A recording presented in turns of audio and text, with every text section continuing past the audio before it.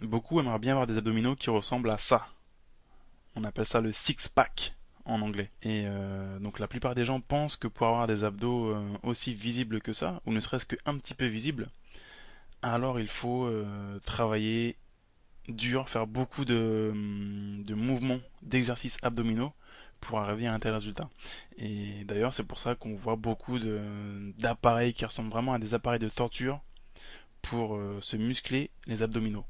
Mais la vérité, c'est que si vous voulez voir vos abdominaux, alors il va falloir faire autre chose que de commencer par faire des mouvements de musculation spécifiques aux abdos, qui sont souvent durs. Il va falloir commencer par faire quelque chose que la plupart des gens ne veulent pas entendre, c'est changer l'alimentation pour perdre de la masse grasse. On va faire un petit schéma. Donc excusez-moi, je suis très mauvais en dessin. On va dire que ça, c'est les abdos. Et ça, c'est la peau. Et ici, c'est la graisse. Donc, vous avez beau travailler autant que vous voulez vos abdominaux en les faisant grossir davantage, tant que vous aurez cette graisse ici, et ben ces abdos-là ne seront pas visibles en fait. Donc, ce qu'il faut faire, c'est commencer par réduire cette masse grasse, la réduire en changeant son alimentation et en faisant les exercices qui vont vous permettre de brûler davantage de graisse et surtout de continuer à brûler cette graisse même une fois que vous aurez fini de faire votre séance de sport. C'est ce qu'on appelle l'afterburn effect. Et si vous faites ça, ce qui va se passer, c'est que effectivement, bah, la peau sera beaucoup plus proche des abdos et là vous allez commencer à voir les abdos qui sont visibles. Pour un homme, il faut en moyenne, ça dépend de la morphologie, 10% de masse grasse pour commencer à bien voir les abdominaux.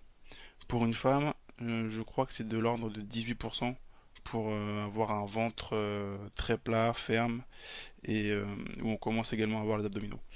Donc voilà, ça sert à rien de travailler comme un forcené sur les abdos, à faire des crunchs, à faire des mouvements sur le sol, à faire des mouvements avec des appareils de musculation.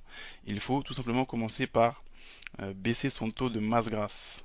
Et là, automatiquement, vous allez commencer à avoir les abdos. Surtout que quand vous faites du sport de la bonne manière, avec notamment des séances de HIIT, et ben vous allez travailler vos abdominaux. Si vous faites des bons mouvements aussi du type, par exemple, deadlift, il s'agit en fait de soulever la barre, une barre au sol, tout en gardant le dos droit. Ben, vous allez également travailler les abdominaux. Les abdominaux, c'est vraiment le corps et les abdos travaillent tout le temps. Donc, ce qu'il faut faire, c'est vraiment baisser le taux de masse grasse. Et voilà, donc la personne sur la photo là, je pense que on voit clairement qu'elle n'a pas des abdos surdéveloppés. C'est juste que c'est une personne qui est assez sec, qui a un taux de masse grasse assez faible, probablement autour de 10%. Donc il faut vraiment commencer par ça pour voilà pour sécher et pour avoir les abdos dont vous rêvez.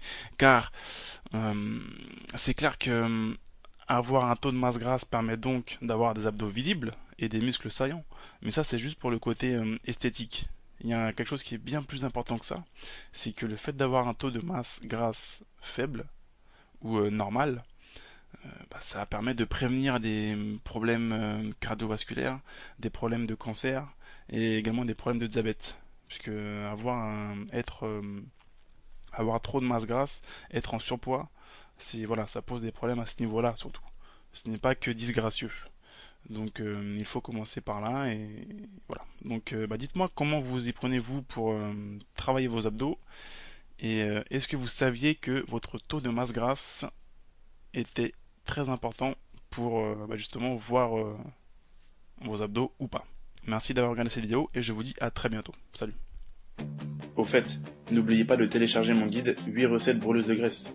Dans ce livre gratuit, je vous donne 8 préparations que je mange très régulièrement et à volonté. Vous pouvez le télécharger très facilement en vous rendant sur mon blog www.formatitude.fr.